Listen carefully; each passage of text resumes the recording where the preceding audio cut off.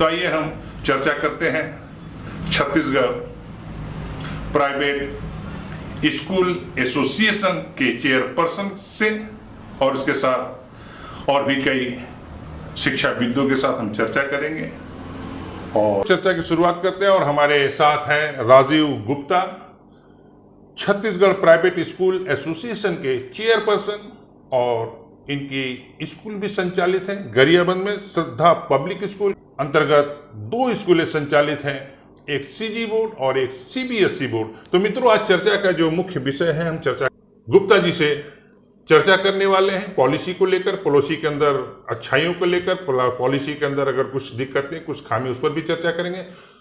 राजीव गुप्ता जी, आपका बहुत बहुत बहुत बहुत स्वागत। गुप्ता जी, आप तक ये जो न्यू एजुकेशन पॉलिसी जो कि नेशनल शिक्षा नीति 2020 है, तो इसके मसौदे आप तक पहुंच चुके होंगे, सरकार से आपकी जानकारी आप तक पहुंची होंगी। तो as a chairperson private school के छत्तीसगढ़ के, आप इस शिक्षा नीति को विशेषकर जो निजी स्कूल हैं उनके संदर्भ में किस तरह देखते हैं? देखिए, जो नई शिक्षा नीति आई है, ये बहुत समय से मांग थी इसकी और ये विलम्ब भी हो गया। कोविड के कारण भी थोड़ा विलम्ब हुआ इसको इम्प्लीमेंट करने में। निजी स्कूलों की दृष्टि से देखिए तो ये बहुत अच्छी पॉलिसी है। इसमें जो मुख्य बिंदु हैं वो एक तरीके से शिक्षा को सरकारी हाथ से ले जाके प्राइवेट स्कूलों की तरफ ले जाएंगे। उसका कारण मैं बताता हूँ क्या है। अभी जो अनिवार्य शिक्षा है वो 6 से 14 साल तक है। क्लास 1 से लेके क्लास 8 तक सरकार अनिवार्य शिक्षा देती है और इन्हीं क्लासों में सरकार और पूरा तंत्र जो है अपने बच्चों को पढ़ाता है। और कुछ निजी स्कूलों में 25% बच्चे भी इसी नीति के तहत पढ़ते हैं। लेकिन अब होगा क्या कि ये अनिवार्य शिक्षा जो है इस नई शिक्षा नीति के अनुसार 3 साल से होगी 18 साल तक। अब इसमें होगा क्या कि 3 साल से अगर आप बच्चों का प्रवेश लेना शुरू करेंगे, जो नई शिक्षा नीति है उसमें 2023 की डेडलाइन है। 2023 में ये पूरे देश में 3 साल की उम्र से बच्चों का प्रवेश होना शुरू हो जाएगा। 2023 मतलब अगले साल जुलाई में समझ लीजिए। तो आप देखिए 3 साल से अगर आप बच्चों का प्रवेश, और ये कई वर्षों का आकलन है कि सबसे ज़्यादा जो प्रवेश होता है क्लास 1 में होता है और धीरे धीरे बच्चे कम होते जाते हैं। जो कक्षा 11वीं 12वीं में है वो ड्रॉप आउट 56% है। आज की तारीख में जो ड्रॉप आउट है कोविड के कारण और बढ़ गया है, लेकिन कोविड से पहले जब ये नई शिक्षा नीति का मसौदा तैयार हुआ, उसका आकलन हुआ तो 56% तक ड्रॉप आउट है। अब देखिए, इसमें 3 साल से जब बच्चे प्रवेश लेना शुरू करेंगे तो क्या सरकार के पास इंफ्रास्ट्रक्चर है? सर, मैं आपको इंटरप्ट करूंगा। मैं सरकार के और सरकारी स्कूलों से आपसे चर्चा नहीं कर रहा। मैं आपके निजी स्कूल, मैंने निजी स्कूल, ये नई शिक्षा नीति के स्वागत मैं उस पे आ रहा हूँ। आप कितने तैयार हैं? मेरे को बोलने दीजिए, मैं उसी पे आ रहा हूँ। हाँ, तो मैं वही कह रहा था कि आप सरकारी नीति, सरकारी स्कूल से नहीं, प्राइवेट स्कूल कितने आप तैयार हैं? उसी में इसका नतीजा छुपा हुआ है। क्या होगा जब बच्चे 3 साल से प्रवेश लेना शुरू करेंगे तो सरकार के पास इंफ्रास्ट्रक्चर नहीं है। 3 साल के बच्चों को वो कहाँ पढ़ाएंगे? इनके पास ना टीचर है, ना इनके पास कोई इंफ्रास्ट्रक्चर। तो बच्चे कहाँ जाए? एक सर, मैं बता रहा हूँ, आप सुन तो लीजिए। तो फिर वो बच्चे कहाँ जाएंगे? बच्चे जाएंगे निजी स्कूल में। तो इस हिसाब से जो सरकार जो नीति बनाई है, कम से कम उनको अपना इंफ्रास्ट्रक्चर ठीक कर लेना है, क्योंकि सरकारी स्कूल में क्लास 1 से प्रवेश होता है, जबकि प्राइवेट स्कूलों में, निजी स्कूलों में PP1 से सारी क्लासें हैं। सारे निजी स्कूल PP1 से पढ़ाते हैं, नर्सरी से पढ़ाते हैं। तो ये बच्चे जो प्रवेश जब शुरू होंगे तो कुछ साल बाद ये प्रवेश ज़्यादा निजी स्कूलों में होंगे, कम सरकारी स्कूलों में होंगे। इस हिसाब से ये नीति निजी स्कूलों की पक्षधर है। दूसरा, इसमें एक बड़ी जो चीज़ है जो सिलेबस में आई है, वो है 6वीं क्लास के बाद आपको कोई एक विधा में आपको दक्ष किया जाएगा। तो आप क्या सरकारी स्कूलों को कोई एक विधा, मान लीजिए बढ़ई का काम है तो नहीं कर पाएंगे। तो वो जब प्राइवेट स्कूल, चूंकि उनका जो लिगेसी रहती है वो छोटी रहती है, सरकार को उसमें सामान परचेज करना पड़ेगा, सरकार को पैसा खर्चा करना पड़ेगा। तो जब वो चीज़ सरकारी स्कूलों में नहीं मिलेगी तो फिर उसका सब्स्टिट्यूट वो निजी स्कूलों में खोजेंगे। इस हिसाब से नीति ठीक है। नीति बच्चों को जो नाश्ता कराना है, ये है, इस हिसाब से ये नीति ठीक है, निजी स्कूलों के लिए बहुत अच्छी नीति है। तो आपके जो निजी स्कूल है, तो आपके अंडर में करीब करीब आपने बताया कि 9,000 स्कूल आपके एसोसिएशन में अंतर्गत है। तो आपकी तमाम 9,000 स्कूल ये नई शिक्षा नीति के तहत 5+3+3+4 के लिए जो आपका इंफ्रास्ट्रक्चर में जो चेंजेस हैं, चूंकि वो PP1 की जो बात कर रहे हैं, जो कि प्ले स्कूल के में क्लास 3 इयर्स एज के बच्चों को, तो उसके लिए आप कितने तैयार हैं? क्या तैयारी चल रही है? निजी स्कूलों में जो प्रवेश होता है आमतौर पे 4 साल से होता है। तो निजी स्कूल इस नई शिक्षा नीति तो आपको 3 साल से ही करना पड़ेगा ना? हाँ, 3 साल से करना पड़ेगा। निजी स्कूलों को बहुत तैयारी नहीं करनी पड़ेगी क्योंकि उनके पास इंफ्रास्ट्रक्चर है। जहाँ तक टीचर की बात है, टीचर, कोई ट्रेन टीचर किसी भी स्कूल के पास नहीं है, क्योंकि जो प्री प्राइमरी रहता है उसकी एक अलग से टीचर होती है, उसकी अलग ट्रेनिंग होती है, उसको नर्सरी टीचर्स ट्रेनिंग बोलते हैं।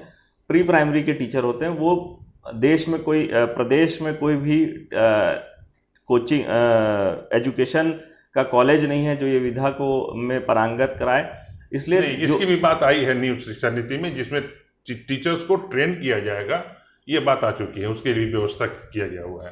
तो ये जब सबको ट्रेन किया जाएगा तो सरकारी प्राइवेट स्कूल के टीचर भी ट्रेन होंगे। जैसे 10 लाख टीचरों को, D.Ed के टीचरों को ट्रेन किया था केंद्र सरकार ने, होगा। लेकिन कुल मिला के मोटे तौर पे देखें तो निजी स्कूल इस पूरी नई शिक्षा नीति को इम्प्लीमेंट करने के लिए, उसको क्रियान्वित करने के लिए तैयार है। अच्छा, इसके साथ साथ संभवतः आपको जानकारी हो कि नई शिक्षा नीति के तहत जो प्राइवेट स्कूल है उनको कैटेगराइज किया जाएगा, कई कैटेगरी में बांटा जाएगा, उसी कैटेगरीज के आधार पर उनके फीस भी निर्धारित किए जाएंगे। तो जाहिर सी बात है, अभी अगर मैं अन्यथा न लें तो अधिकांश स्कूलों में अपनी मनमानी फीसेस हैं, है ना?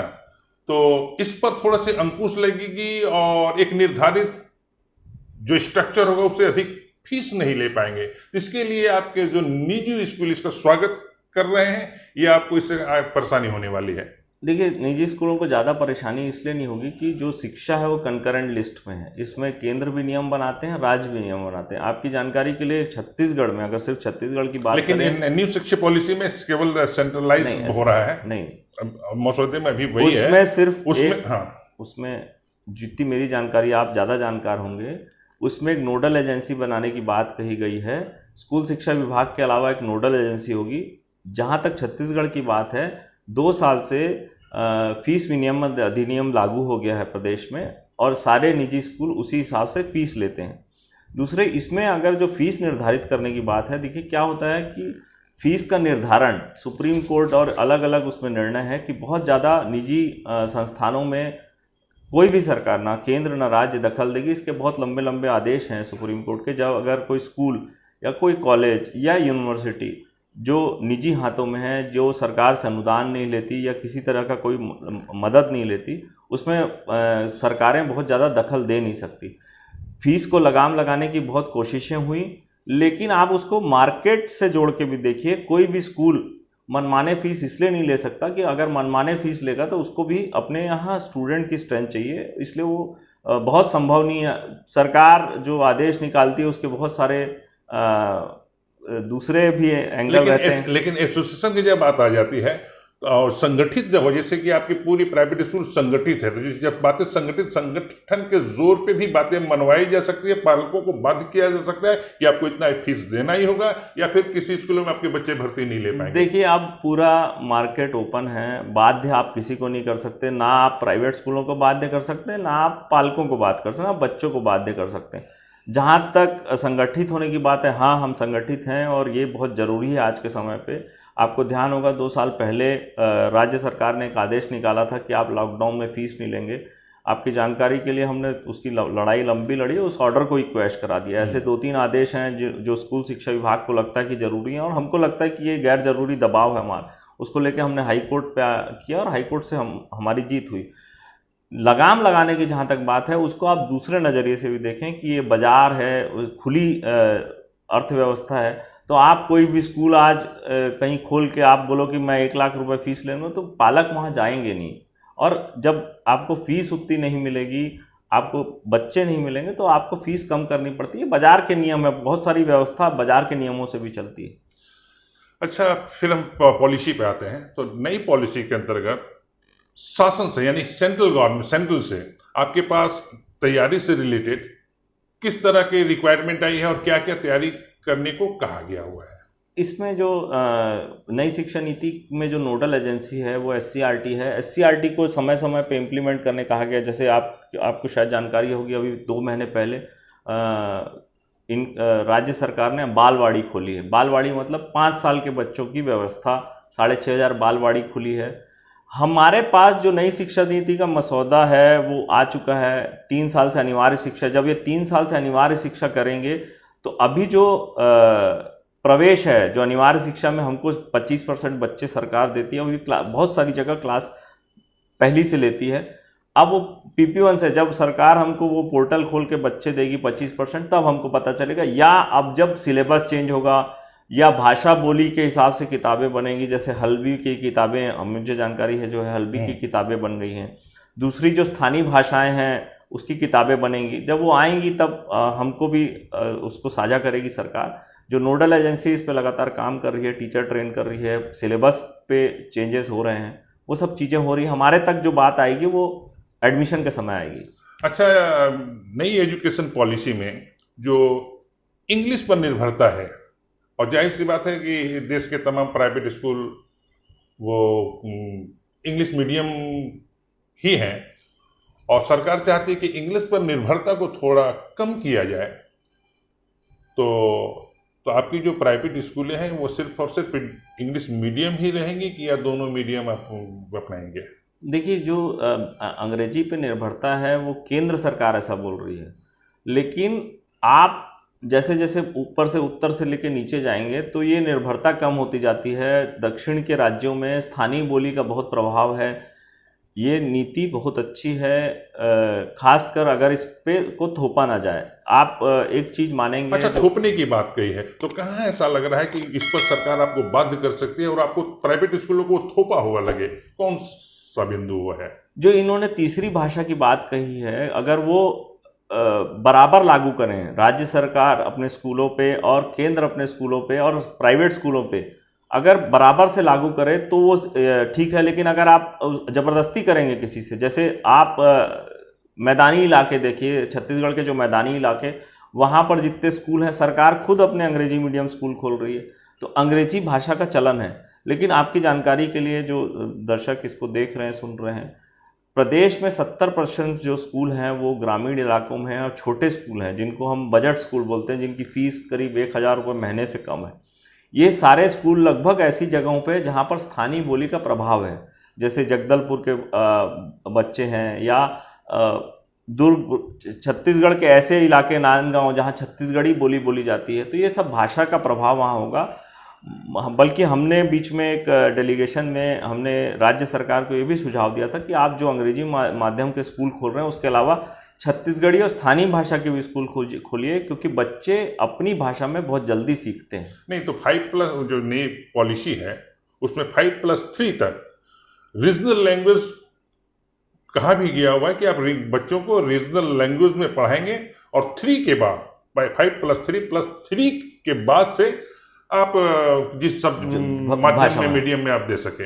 इसमें देखिए, भाषा में बहुत काम करने की ज़रूरत है। छोटे क्लासों की जो भाषाएं हैं, जो किताबें हैं, वो आप बना लेंगे, लेकिन जब बड़ी कक्षाएं आगे जाती हैं, जैसे साइंस के सब्जेक्ट नहीं हैं, उसके लिए तो नहीं कहा उन्होंने। हाँ, तो इसलिए क्या है, आपको ना स्विच ओवर करना पड़ेगा धीरे धीरे। स्थानीय भाषा से पहले हिंदी, फिर इंग्लिश, ऐसे स्विच ओवर करना। ये इसका ग्राउंड पे बहुत अच्छे नतीजे आएंगे। क्लासेस में आप स्वतंत्र हैं, वो जो माध्यम की पुस्तकें स्थानीय भाषा में अगर आप पढ़ाई कराएंगे, 6 ईयर तक के लिए बाध्यता है। स्थानीय भाषा में अगर आप पढ़ाई कराएंगे, इसको बहुत अच्छे नतीजे आएंगे, ऐसा मेरे को लगता है। वो 6 ईयर तक के ही है, वो आपको बाध्यता मूलक है कि आपको रीजनल लैंग्वेज में अपने बच्चे, कि वो जो उम्र होता है उसमें परिपक्वता अपने भाषा के माध्यम से अगर हम एजुकेशन ले रहे होते हैं तो हम बहुत जल्दी सीखते हैं। और क्या लग रहा है आपको, और कितना, क्या आप स्वागत कर रहे हैं, आपका एसोसिएशन स्वागत कर रहा है, और आपने जो प्रदेश के जो प्राइवेट स्कूल्स हैं उनको इस नीति को लेकर के आप क्या संदेश देना चाहें कि उन्हें किस तरह अपनाना चाहिए? आप किस तरह से कितना स्वागत करते हैं? देखिए, पूरे देश में जो नीतियां बन रही हैं, चाहे शिक्षा को हो या दूसरी नीतियां बन रही हो, धीरे धीरे सारी चीज़ें प्राइवेटाइज होती जा रही हैं। ऐसा अध्यक्ष होने के नाते मुझे कहना तो ये ज़्यादा नहीं चाहिए, लेकिन नई शिक्षा नीति भी प्राइवेटाइजेशन की तरफ एक कदम है। सरकारें जो है स्वागत कर रहे हैं इसके? हाँ, अब क्या है, जब हमारे पक्ष की बात होगी तो हम स्वागत करेंगे ही। देखिए, क्या होता है कि सरकारें जिस हिसाब से खर्चा कम करते जा रही हैं स्कूली शिक्षा पे या उच्च शिक्षा पे, नहीं, इस बार 6% 3% करता था जीडीपी का 6%, ये तो खैर ये आया हुआ है, आगे इम्प्लीमेंटेशन कितना कर सकते हैं, लेकिन 6% कहा है। इन्होंने कहा जरूर है कि 6% हम खर्चा करेंगे, लेकिन करती वो 3% से ज़्यादा नहीं है। वो लिखते बोलते और लिखने में और भाषणों में नेता और सरकार क्या बोलती है उस पर मत जाइए। मैं आपको जानकारी बता दूं कि देश की, पूरे विश्व की 5वीं सबसे बड़ी अर्थव्यवस्था है भारत, और शिक्षा में खर्चे के मामले में 62वें नंबर पे है आज की तारीख में। तो ये बोलती क्या है उसमें मत जाइए। हाँ, हम जहाँ तक छत्तीसगढ़ के स्कूलों का प्रश्न है, हम इसका स्वागत करते हैं। धीरे धीरे इसको बहुत अच्छे से इम्प्लीमेंट किया जाए। नई शिक्षा नीति दूसरे मामलों में भी अच्छी है, जो 3 साल से बच्चों को अनिवार्य शिक्षा करना है, 18 साल तक राज्य सरकार कर चुकी है छत्तीसगढ़ में।